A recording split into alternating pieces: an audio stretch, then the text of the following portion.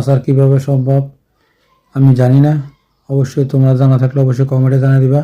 দেখতে পাচ্ছ আইটেমের শেষ নাই আচারের, বিভিন্ন ধরনের আচার, ওই দেখো ওই মাথা পর্যন্ত প্রচুর আইটেম। আবার পিছনেও আছে, তারা র্যাকের মাঝে সাজিয়ে রেখেছে।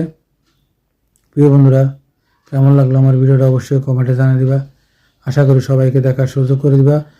কুমিল্লা চান্দিনা থানা মাদাইয়া দিয়ে ভিতরে নবাবপুরের সাথে উজানি মাহফিল, বসরিক মাহফিল 3 দিন একটানা চলবে। প্রিয় বন্ধুরা, মাহফিলে মানুষ যা হয় তার চেয়ে বেশি দোকান, প্রচুর বিক্রি হয়।